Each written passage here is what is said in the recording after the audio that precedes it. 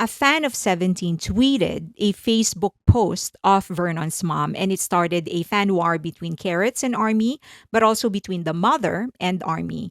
But instead of just talking about this like a fan war, we're going to unpack the specific points that she raised, why her framing created the reaction it did, and what both Army and other fandoms can learn from the exchange. But also, we will go through the timeline issues in her posts, the claims that Big Bang and Psy were the ones who paved the way, the comment about Army attacking Carrots, and the broader challenge of speaking publicly.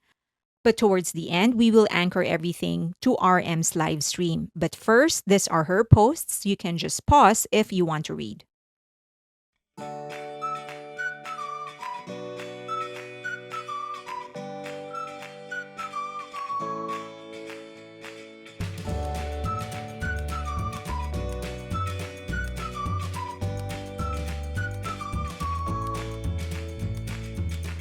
There is also a wider point that gets lost whenever there is a cross fandom conversation. Discussing BTS carries a different weight than discussing any other group. And one thing you have to be is accurate when you're discussing BTS. And that's one of the reasons the post of Vernon's mother got so much responses. She rearranged the historical sequences of events, even if unintentional. And when it is BTS, timeline drift is immediately noticeable because their rise is so well documented across every conceivable channel: Western press, Korean economic reports, industry analyses, academic papers, government briefings, market data, international touring records, the fandom itself. Their trajectory is one of the most publicly recorded in modern history. So let's go through some of the inaccuracies of her post. Suggesting 17 was acquired to offset BTS's enlistment losses. First, 17 is one of the groups acquired to diversify income streams of Hybe. That's what any business does: diversification of income. Hybe was diversifying aggressively because BTS was too successful, not because they were bracing for a financial dip. Tying the acquisition exclusively to enlistment era income is not malicious, it's simply historically inaccurate. Next, framing Hybe's expansion as something 17 enabled during BTS's conscription period. Hybe's major expansion moves, the IPO, Ithaca acquisition, the multi label structure, were funded directly by BTS's global success from 2017 to 2022 period.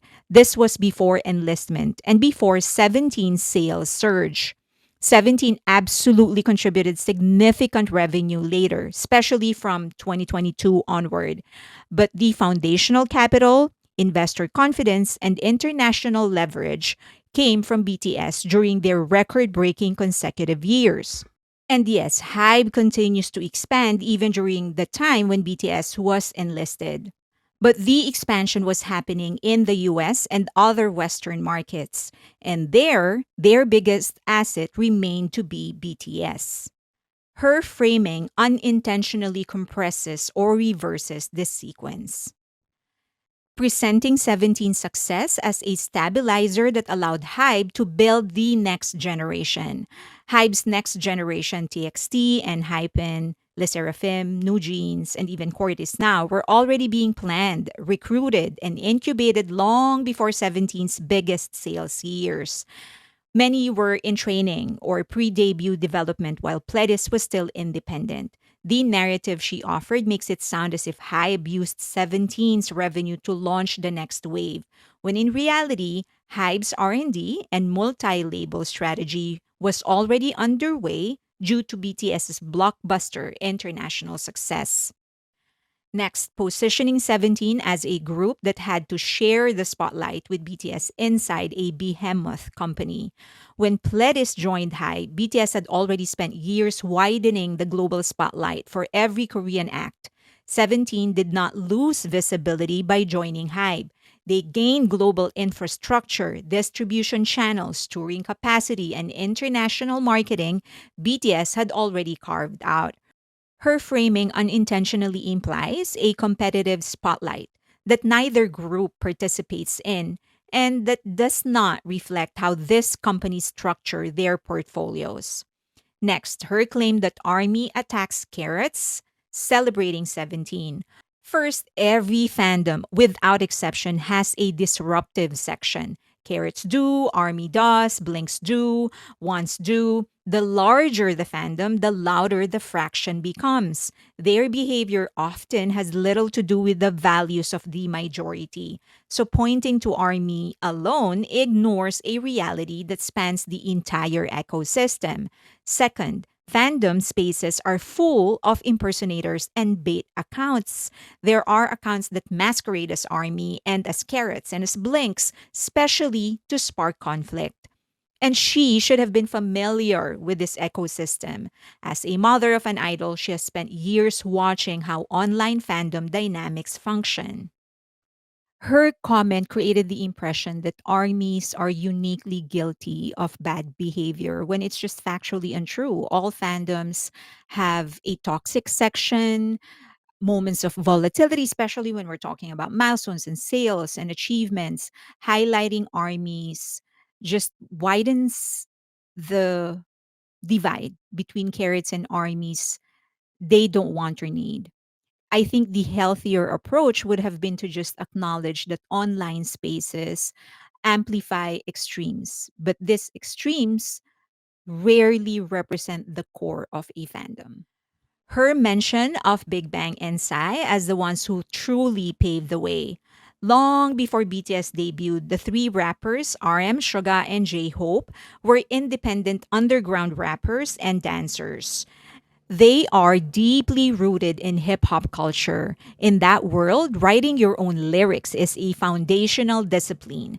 It's about authorship, identity, credibility, and respect in the scene. If Big Bang had an influence, it would have been in the vocal line. Jimin, Jungkook, who admire their stage presence and showmanship. Next, Gangnam Style was a global phenomenon, but it came with complicated consequences. Western media consumed it as a novelty pop, reinforcing caricatures of Asian artists rather than expanding genuine artistic curiosity. Rappers like Tiger JK have spoken openly about how size virality made it harder for Korean hip hop artists to be taken seriously in the US. When BTS began promoting globally, they often found themselves battling those exact stereotypes: the horsey dance, the expectation of comedy, and the assumption of gimmick rather than craft. Her framing Big Bang and Psy as the ones who paved the way for BTS and for other acts conflicts with the lived experience of the group, and one that they heavily shared to the fandom. If anything, BTS actually had to dismantle the image that Western audiences had of Korean performers because of how Gangnam Style was received. And again, BTS's rise is so heavily documented that any kind of deviation gets amplified heavily and instantly. I think we could avoid unnecessary backlash if we anchor any kind of discussion into widely accepted industry facts rather than speculative or revisionist framing. When the foundation of a discussion is solid, then the conversations become healthier for everyone. We have to understand that BTS represents more than K pop. BTS has become a reference point for business models, international expansion, political diplomacy, and the global visibility of Korean culture. When another fandom invokes their name, intentionally or not, they're invoking an entire historical arc that includes Hybe's rise as a multinational entertainment company, the first sustained global touring blueprint for a Korean act, unprecedented chart performance, the fandom infrastructure that reshaped consumption of art, and the economic boom that extended to peer groups, not only BTS. That scale creates sensitivity because the discourse about BTS is never just discourse. It lives inside a much larger conversation about influence, equity, and recognition.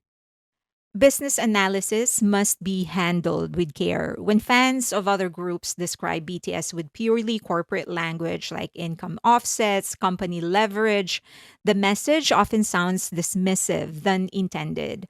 And not because analysis is unwelcome, but because it strips away the artistic and cultural layer that BTS themselves prioritize. So I think it's better if people are going to talk about BTS in an industry context. It should be paired with artistic framing. Otherwise, it begins to sound like reducing the group to machinery. Avoiding comparative framing unless absolutely necessary. Comparing any group to BTS positively or negatively tends to create tension because comparisons are rarely neutral. They're usually interpreted as a subtle hierarchy, even when the original intent was to contextualize. The more sustainable approach is to speak about one's own group on their own merits. Carrots don't need to diminish BTS to uplift 17. Ones don't need to diminish BTS to uplift twice. MOAs don't need to diminish BTS to uplift TXT. The industry is big enough to hold multiple success stories without collapsing them into competition. And as always, I want to sort of learn from this entire thing. And there are a lot to learn. One of which is nature of public communication. And this is something that we can use for ourselves. It's the age of the internet, social media, soon enough the metaverse, something that we can use in our careers even. And one of the things that we need to be aware of is the audience.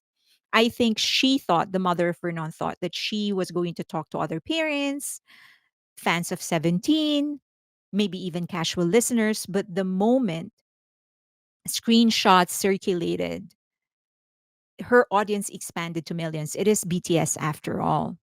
And those people have different agendas, sensitivities, historical memory. And once you reach that scale, your words no longer interact with listeners. They actually interact with narratives those people have carried for years. And so that leads me to my next point. You don't have control over how people will interpret your words. Her post, I think she was trying to frame it from a business perspective because she was using words like acquisitions, income periods, corporate trade-offs, but people took her words and interpreted them, I think, in a way she did not expect. And that is because those words isn't just about the denotation of the words, but it how those words intersect with years of debates about Hybe's growth, BTS's role in that growth, BTS's role in the growth of Korean culture on a global scale. And once that post left her hand, she simply did not have control over how people will interpret her post. And and tone could have saved her, but that is the problem. Tone collapses online because tone requires context, facial expression, body language, pacing, and all of those, none of those survive internet migration. A sentence meant to be observational could be combative to other people. A neutral point may become a jab for some people. And when text moves without the speaker, the tendency is for people to fill in the gaps. So that collapse isn't anyone's fault. It is simply the nature of the beast. And if you are going to talk publicly, you need to understand that. So what's the broader lesson? As I've said, this is the whole point of this video. First is personal sentiment versus public responsibility. Fans often speak with sincerity, whether pride, frustration, or loyalty. But sincerity in a parasocial ecosystem carries responsibility. The larger the fandom, the heavier the consequences of every public comment, even unintentionally. Personal feelings can trigger large scale narratives simply because the audience is too broad to contain them. Next, the ripple effect of a single comment or post. One parent's Facebook reply traveled across platforms, ignited multiple fandoms, and created tensions neither BTS nor 17 asked for. That's how finely wired the system is. One comment becomes a discourse cycle because people respond not to the comment, but to years of unspoken competition, perceived disrespect, or unresolved resentment. And of course, empathy towards the group. Lest we forget, 17 didn't create the situation, yet they become collateral when the narrative inflates. Many of them admire BTS, many armies admire 17. I bet that this group simply want to enjoy their work, their music, and communicate with their fans without the conflicts created by third parties. Remembering that is essential to keeping the ecosystem healthy. I thought that had she spoken from humility, if her framing was about gratefulness for what BTS built, but also hoping that fans will also acknowledge the hard work and contribution of his son, I think she would have gotten more support from armies. Definitely would have gotten more support from armies. After all, many armies know that BTS members are actually friends with many at 17 members, but hindsight is always 2020. But more than anything, I hope that we learn something from it. More than contributing to the noise, what I'm hoping for is we learn something that we can actually use in our daily lives, in our careers. When we post, we can improve our communication, be more conscious of all the factors that could affect the interpretation of our message. And also, RM's recent live stream actually underscored a larger truth on where BTS wants their relationship with armies to go. He talked about work, real work, how everyone is just so focused, contributing, doing their very best to make this comeback great for us. The album, the tour, the return to the stage.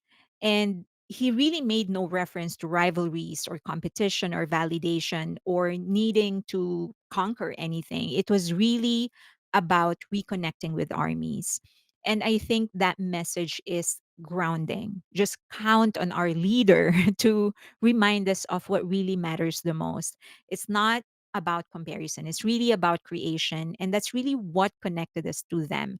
So I think what they are hoping is for armies to just meet them there instead of getting swept into arguments that pull away from the focus that they want, and that is their music. So, if anything, I think his live stream is sort of a reminder that the group has always asked us to rise above the noise instead of sustaining it. Um, Okay, that's it, I think. Would love to hear your thoughts. Please leave them in the comment section below. I hope that we can really extend some compassion to Vernon's mother. Okay. As always, you can say whatever it is that you want to say. Just please do so respectfully. And please consider donating to the channel. The QR code is right there.